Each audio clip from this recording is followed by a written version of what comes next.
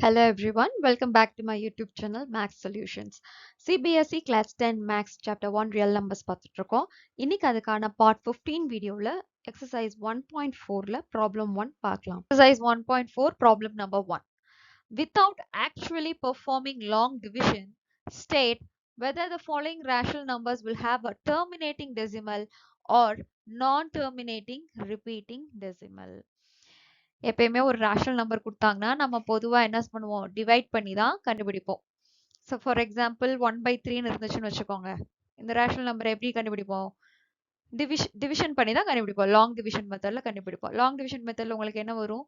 3 3s are 9, reminder 1, again 9 1 etcetera. So இது வந்து ஒரு நான் டெர்மினேட்டிங் ரிப்பீட்டிங்கா போயிட்டே இருக்கு. எப்பயுமே டிவிஷன் மெத்தட்ல தான் நம்ம கண்டுபிடிப்போம்.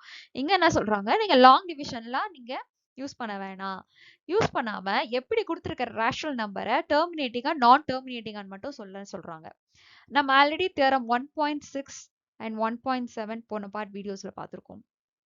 அதுல என்ன பார்த்துருக்கோம்? P/Q ஃபார்ம்ல இருக்கிற ஒரு rational number where P and Q are coprimes. ரெண்டுமே கண்டிப்பா கோப்ரைமா இருக்கணும். கோப்ரைம்னா என்னது? ரெண்டுக்கும் காமன் ஃபேக்டர் இருக்கக்கூடாது. காமன் ஃபேக்டர் அப்படி இருந்தாலும் டிவைட் பண்ணி கோப்ரைம்ஸா தான் எடுத்துக்கணும். அப்படி இருக்கிறப்ப டினாமினேட்டரை 2n into 5m ஃபார்ம்ல எழுத முடிஞ்சதுன்னா அது டெர்மினேட்டிங் டெசிமலா எழுதிக்கலாம். தியரம் 1.7ல என்ன சொன்னாங்க? அதேதான். P/Q, P and Q are co-primes. அதுல Qவை 2n into 5m ஃபார்ம்ல எழுத முடியலன்னா அது எப்படி எழுதிக்கலாமா? நான் டெர்மினேட்டிங் ரிப்பீட்டிங் டெசிமலா எக்ஸ்பிரஸ் பண்ணலாம்னு பார்த்திருந்தோம். இப்ப தியரம் 1.6ஐயும் 1.7ஐயும் தான் இந்த ப்ராப்ளம் நம்பர் 1க்கு நம்ம அப்ளை பண்ண போறோம். அதாவது கொடுத்துருக்க ரேஷனல் நம்பர்ல டினாமினேட்டரை நம்ம ஃபேக்டரைஸ் பண்ண போறோம். ஃபேக்டரைஸ் பண்ணி உங்களுக்கு 2n into 5m ஃபார்ம்ல இருந்ததுன்னா டெர்மினேட்டிங் சொல்ல போறோம். 2n into 5m ஃபார்ம்ல இல்ல அப்படின்னா அது நான் டெர்மினேட்டிங் ரிப்பீட்டிங்னு சொல்ல போறோம். இப்போ நம்ம சப்டிவிஷன்ஸ்குள்ள போலாம். Subdivision number 1. 13/3125. ஒரு ரேஷனல் நம்பருக்கு 2 டெசிமல் எக்ஸ்பிரஷன் தான் இருக்க முடியும். ஒன்னு டெர்மினேட்டிங் டெசிமல் எக்ஸ்பிரஷன் இல்லைன்னா நான் டெர்மினேட்டிங் ரிப்பீட்டிங் டெசிமல் எக்ஸ்பிரஷன். இது எப்படின்னு பார்க்கலாம். 3125 நீங்க ஃபேக்டரைஸ் பண்ணுங்க. It is divisible by 5, 625. Again it is divisible by 5, 125. Again divisible by 5, 25. 5 5s are 25. So உங்களுக்கு 3125 எப்படி எழுதலாம்? 1 2 3 4 5. 5 power 5 எழுதலாமா? Which is equal to 13 divided by 5 power 5. இதை நம்ம எப்படி எழுதிக்கலாம்? 2 power 0 into 5 power 5 எழுதிக்கலாமா? ஏன்னா தியரம் 1.6 and 1.7 என்ன சொல்லியிருப்பாங்க? 2 power n into 5 power m. அந்த எண்ணும் எம்மும் எப்படியா? நான் நெகட்டிவ் இன்டீஜர்ஸ். நான் நெகட்டிவ் தான் சொல்லியிருக்காங்க, ஜீரோ வர வேணாம்னு சொல்லல. ஸோ அந்த எண்ணும் எம்மும் ஜீரோவாகவும் இருக்கலாம். 13 divided by 2 power 0 into 5 power 5. Denominator 2 power n into 5 power m ஃபார்ம்ல இருக்கிறனால இது ஒரு terminating decimal. Since denominator is in the form 2 power n into 5 power m, the given rational number is terminating decimal expansion. இதுல முன்னாடி நீங்க note பண்ணிக்கணும், Pயும் Qவும் கண்டிப்பா கோப்ரைம்ஸா தான் இருக்கணும். அதாவது நியூமரேட்டருக்கும் டினாமினேட்டருக்கும் எந்த விதமான காமன் ஃபேக்டரும் இருக்கக்கூடாது. இங்க 13ங்கிறது பிரைம் நம்பர். ஸோ உங்களுக்கு அதுலயே 13க்கும் 5 பவர் 5க்கும் எந்த காமன் ஃபேக்டர் இல்லாதுன்னா நம்ம எழுதிட்டேன். சப்போஸ் காமன் ஃபேக்டர் இருந்ததுன்னா நீங்க அதை கேன்சல் பண்ணணும். அதை ஞாபகம் வச்சுக்கோங்க. இப்போ செகண்ட் சப்டிவிஷன் பார்க்கலாம். Second subdivision 17/8. அகைன் 17ங்கிறது ஒரு பிரைம் நம்பர். 8 நீங்க ஃபேக்டரைஸ் பண்ணுங்க. 8 நீங்க ஃபேக்டரைஸ் பண்ணா என்ன வரும்? 2 4s are 8, 2 2s are 4, 2 into 2 into 2, அதாவது 2 cube. இதை நீங்க எப்படி எழுதலாம்? 17 divided by 2 cube into 5 power 0 எழுதலாமா? அப்ப டினாமினேட்டர் என்ன கிடைக்குது? 2 power n into 5 power m ஃபார்ம்ல இருந்துச்சு. ஆல்சோ நியூமரேட்டர்ங்கிறது ஒரு பிரைம் நம்பர். therefore நியூமரேட்டருக்கும் டினாமினேட்டருக்கும் எனக்கு காமன் ஃபேக்டரே கிடையாது. Since denominator is in the form 2 power n into 5 power m. 17 by 8 has terminating decimal expansion. Subdivision 3, 64 divided by 455. First denominator நீங்க factorize பண்ணுங்க. It is divisible by 5. 5 into 91. 91 வந்து is divisible by 7. 7 into 13. இது ஒரு prime number. So இதோட நம்ம stop பண்ணிக்கலாம். So கீழே denominator உங்களுக்கு என்ன ஒரு 5 into 7 into 13. நீங்க 64 factorize பண்ணீங்க அப்படின்னா உங்களுக்கு என்ன கிடைக்கும்னா 2, 32, 2, 16, 2, 8, 2, 4, 2, 2. 2 power 6 கிடைக்கும். So numeratorக்கும் denominatorக்கும் எந்த விதமான common factorsம் கிடையாது. Denominatorல 2 power n into 5 power m formல இல்ல நம்மளுக்கு. ஏன்னா உங்களுக்கு 7ங்கிற ஒரு prime number இருக்கு, 13ம் வந்திருக்கு. Therefore, it is non-terminating repeating decimal. Since denominator is not in the form 2 power n into 5 power m, 64 by 455 has non-terminating repeating decimal. Subdivision 4, 15 by 1600. 1600 நீங்க factorize பண்ணுங்க. உங்களுக்கு என்ன கிடைக்கும்னா 2, 800, again 2, 400, again it is divisible by 2, 200, 200, 250, 225, 5 5s are 25. So மொத்தம் உங்களுக்கு எத்தனை 2 இருக்குன்னா 2 power 6. 2 power 6 into 5 square. Pக்கும் Qவும் co-primesஆ தான் இருக்கணும். So 15 நீங்க எப்படி factorize பண்ணலாம்? 3 into 5 எழுதலாமா? கீழே 2 power 6 into 5 square. 5 5 காமனா இருக்கு. நீங்க அது ரெடியூஸ் பண்ணிக்கங்க. அப்ப உங்களுக்கு என்ன கிடைக்கும்? 3 by 2 power 6 into 5. Denominator இப்ப என்ன ஃபார்ம்ல இருக்கு? 2 power n into 5 power m ஃபார்ம்ல இருக்கா? Therefore, it is a terminating decimal. Since denominator is in the form 2 power n into 5 power m, it has terminating decimal expansion. Subdivision 5, 29 divided by 343. 29ங்கிறது prime. 1 and 29 தவிர எந்த factorsம் இருக்காது. 343 நம்ம factorize பண்ணலாம்.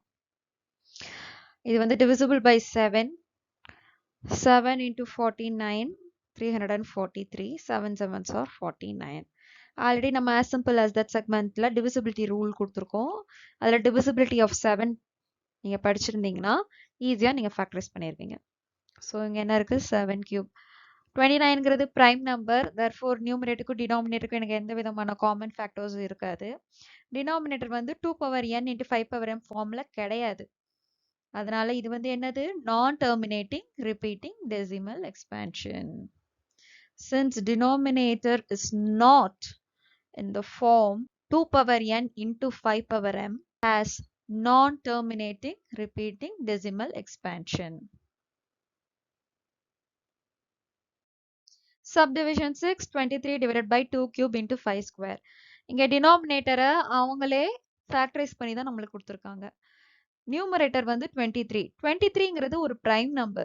Therefore, 1 and 23 தவிர அதுக்கு எந்த factorsமே இருக்காது. Denominator அவங்களே கொடுத்திருக்காங்க 2 cube into 5 square. Denominator என்ன formல இருக்கு? 2 power n into 5 power m formல இருக்கிறனால கொடுத்திருக்கிற rational numberக்கு terminating decimal expansion இருக்கும்.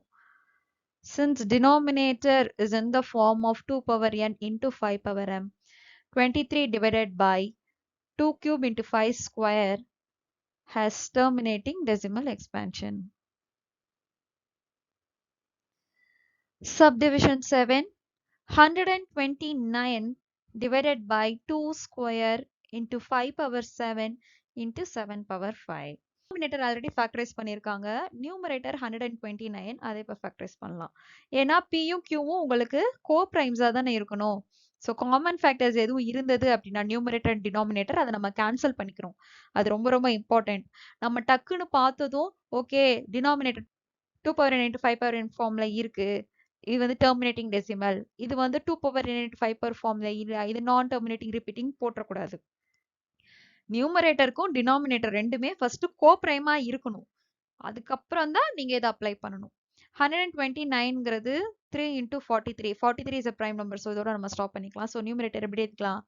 3 into 43 divided by 2 square into 5 power 7 into 7 power 5. Denominator ஆப்வியஸா 2 power n into 5 power m ஃபார்ம்ல கிடையாது. 2 power n into 5 power m இருக்கு. Plus extra என்ன இருக்கு? 7 பவர் 5 இருக்கு.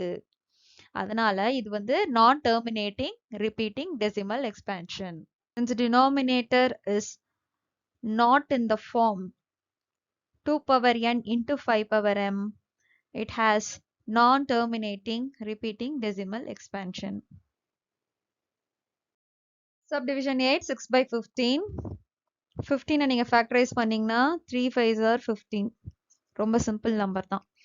பார்த்ததும் டினாமினேட்டர் வந்து 2 power n into 5 power m ஃபார்ம்ல கிடையாது. ஏன்னா இங்க 3 இருக்கு. அதனால இது ஒரு நான் டெர்மினேட்டிங் ரிப்பீட்டிங் டெசிமல்னு கண்ணை மூடிட்டு எழுதிடக்கூடாது. நம்ம தியரம் 1.6லையும் 1.7ல என்ன படுத்திருந்தோம்? p by q ஃபார்ம்ல இருக்கணும். pயும் qவும் கோப்ரைம்ஸா இருக்கணும். கோப்ரைம்ஸ்னா என்ன அர்த்தம்? நியூமரேட்டருக்கும் டினாமினேட்டருக்கும் எந்த விதமான காமன் ஃபேக்டரும் இருக்கக்கூடாது. இங்க நியூமரேட்டர் வந்து 6. ஸோ இதையும் நீங்க ஃபேக்டரைஸ் பண்ணணும். ஃபேக்டரைஸ் பண்ணா என்ன கிடைக்கும்? 2 3s are 6ஆ? 2 into 3ன்னு கிடைக்கும். கீழே 3 into 5ன்னு கிடைக்கும். 3 3 கேன்சல் ஆயிடும். which is equal to 2 by 5. இதை எப்படி எழுதலாம்? 2 divided by 2 power 0 into 5 power 1. அப்ப டினாமினேட்டர் எந்த ஃபார்ம்ல இப்ப இருக்கு? 2 power n into 5 power m ஃபார்ம்ல இருக்கா? அப்ப கொடுத்திருக்கிற ரேஷனல் வந்து டெர்மினேட்டிங் டெசிமல். கண்ணை மூடிட்டு எழுதிடக்கூடாது. காமன் ஃபேக்டர்ஸ் இருக்கான்னு செக் பண்ணணும். நியூமரேட்டருக்கும் டினாமினேட்டருக்கும் இருந்தா நீங்க கேன்சல் பண்ணணும். கோப்ரைமா தான் நீங்க வச்சுக்கணும். அப்பதான் உங்களுக்கு தியரம் அப்ளை பண்ண முடியும்.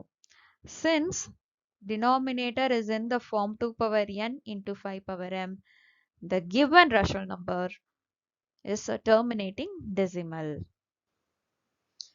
It's a subdivision 9, 35 divided by 50. 35 வந்து நீங்க factorize பண்ணிக்கலாம். 35 நீங்க factorize பண்ணா உங்களுக்கு என்ன கிடைக்கும்? Divisible by 5, 7. 5 7s are 35. Divided by 50. Denominator factorize பண்ணுங்க. Denominator factorize பண்ணா உங்களுக்கு என்ன கிடைக்கும்? This is divisible by 2. 25. 5 5. Just 2 into 5 square.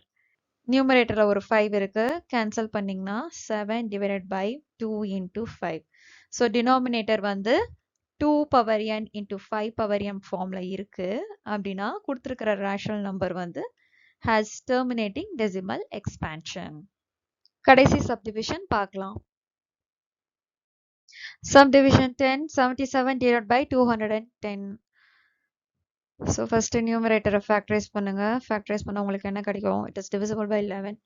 7 is a prime number. So 7 into 11 divided by 210.